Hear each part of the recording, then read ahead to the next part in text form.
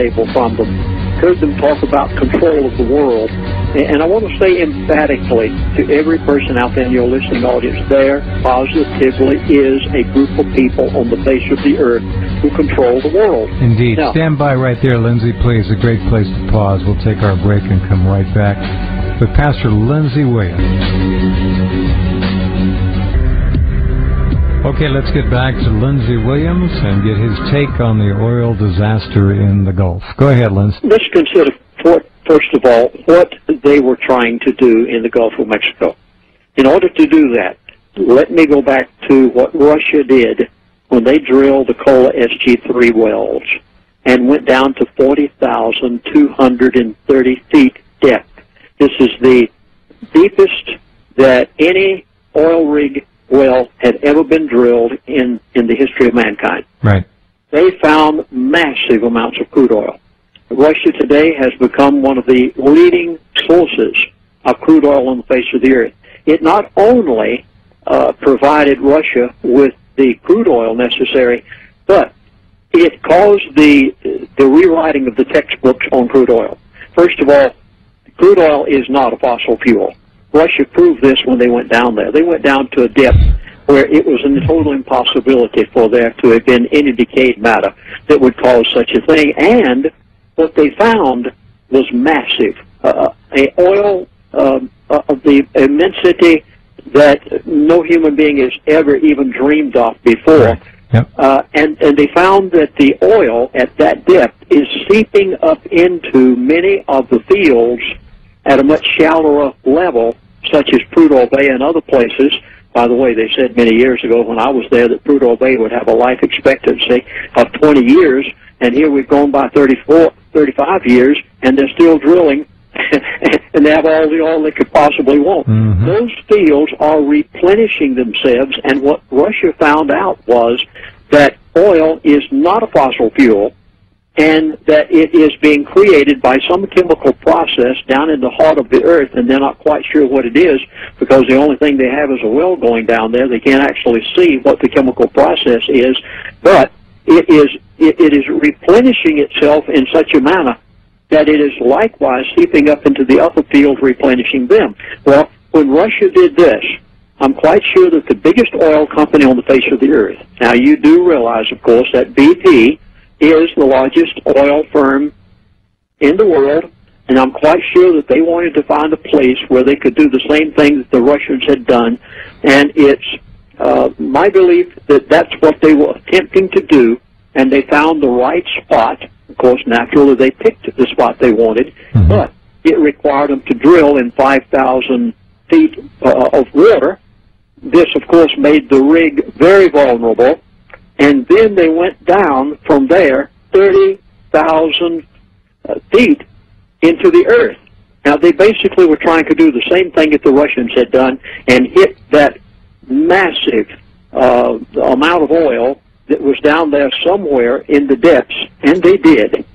Jeff, they hit exactly what they wanted to hit, but they didn't expect what they got. Now, the reason I say this is because when I watched them drill some of the wells in Prudhoe Bay, Alaska, they knew approximately what the pressure of that field was going to be. When the Russians drilled down to 40,230 feet, they didn't have the slightest idea what the pressure of the oil was going to be.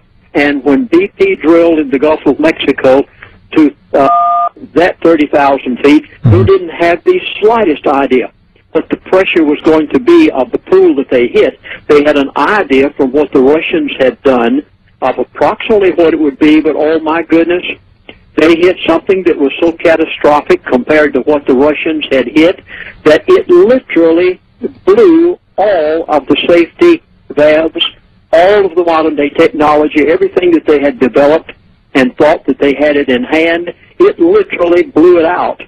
I mean, this thing, there is no telling what they have struck down there, but it definitely proves that there is no such thing as peak oil. We have all the oil the world could ever need. It didn't need to be drilled in the Gulf of Mexico. It could have been drilled someplace else and found it just as the Russians did by doing it on land. And as a result, they have created a monstrous catastrophe that is going to impact the world in such a way that our grandchildren and great-great-grandchildren probably are going to be affected by what is done. But they have found massive amounts of oil.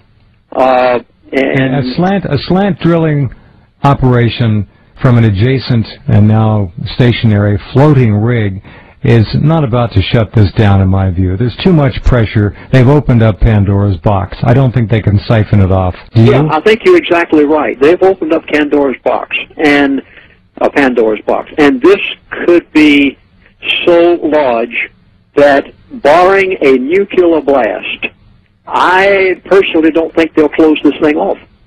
Now, that talk began rather early, which kind of surprised me, because it indicated that inside talk was going on that said, we don't know what to do about this.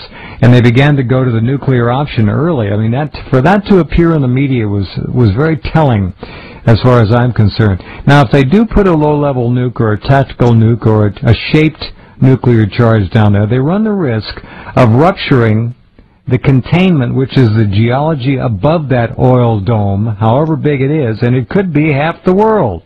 They run the risk of rupturing that further and creating an even bigger spill.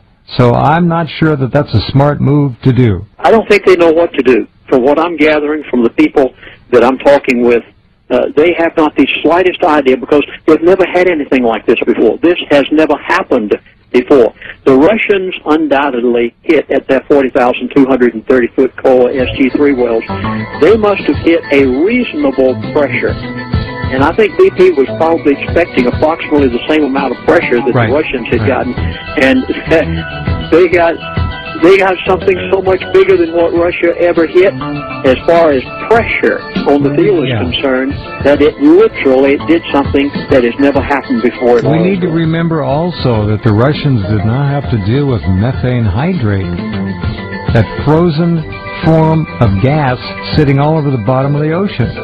And I'm not sure the technology and the geology was up to the task of even beginning to deal with it, because that's why that first containment dome did nothing. The methane hydrate got up in there and ice crystals and blocked the pipes, the extraction pipes, immediately.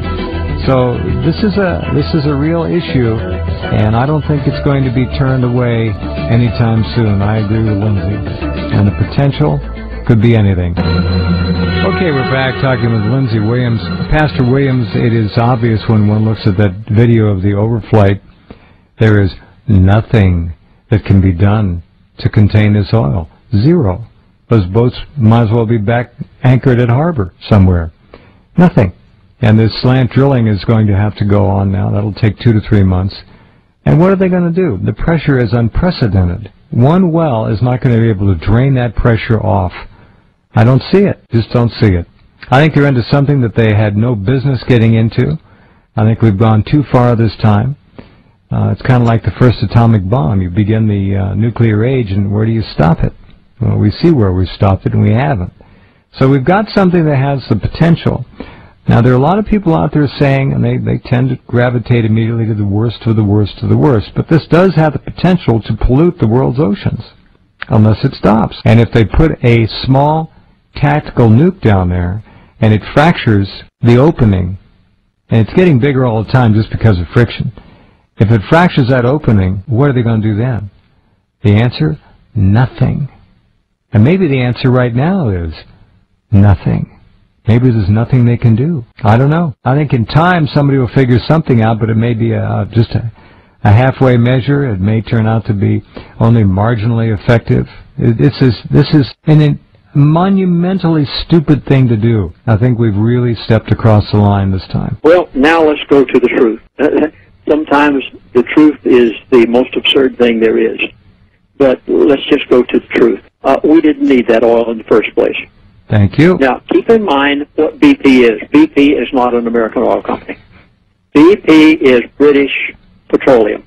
They were trying to do something in the Gulf, similar to what the Russians had done, and work into a strata of oil that no one had ever gone into prior to the Russians drilling their Kola SG3 well. But we did not need any of that. We didn't need anything from the lower strata. Those out in your listening audience, I'm quite sure they have heard the word Bakken. The Bakken is the largest domestic oil